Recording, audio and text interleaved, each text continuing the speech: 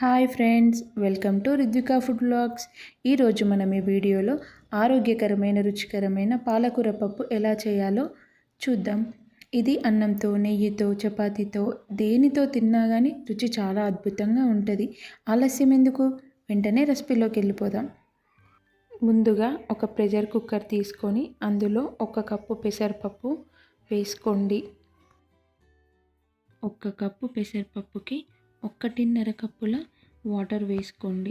ఇప్పుడు 4-5 పచ్చిమిర్చి చీలికలు, 1 టేబుల్ స్పూన్ ఆఫ్ ఆయిల్, కొద్దిగా పసుపు వేసుకొని 3 విజిల్లు రానివ్వండి. తరువాత ఒక ప్యాన్ పెట్టుకొని అందులో 3 టేబుల్ స్పూన్ల ఆయిల్ వేసుకొని ఆయిల్ హీట్ అయ్యాక ఆవాలు, జీలకర్ర వేసుకొని చిటపటలాడనివ్వండి.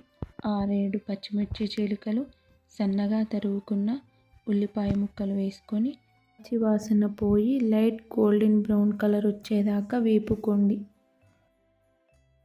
ఇలా లైట్ గోల్డెన్ బ్రౌన్ కలర్ వచ్చాక 1/2 చెంచా పసుపు వేసుకొని కలుపుకోండి. తరువాత ఫ్రెష్ చేసుకొని సన్నగా తరుగుకున్న 1 కప్పు పాలకూరను వేసుకొని కలుపుకోండి. ఇప్పుడు ఒక 2 నిమిషాలు మూత పెట్టుకొని ఉడకనివ్వండి.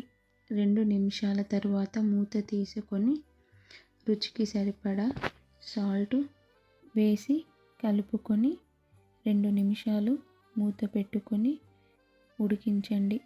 ఇప్పుడు మూత తీసి ఒకసారి కలుపుకోండి. ఇప్పుడు 3 విజిల్లు వచ్చాక మనం పక్కన పెట్టుకున్న కుక్కర్ని ఓపెన్ చేసి పప్పుని మెత్తగా రుద్దుకోండి.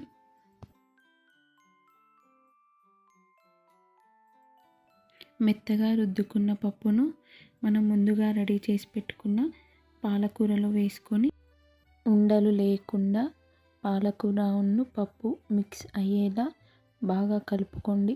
5 ml ఆఫ్ వాటర్ వేసుకొని కలుపుకొని ఒకసారి మూత పెట్టి మరలా తీసి కలుపుకోండి. అంతే, ఎంతో రుచికరమైన ఆరోగ్యకరమైన పాలకూర పప్పు ఈజ్ రెడీ.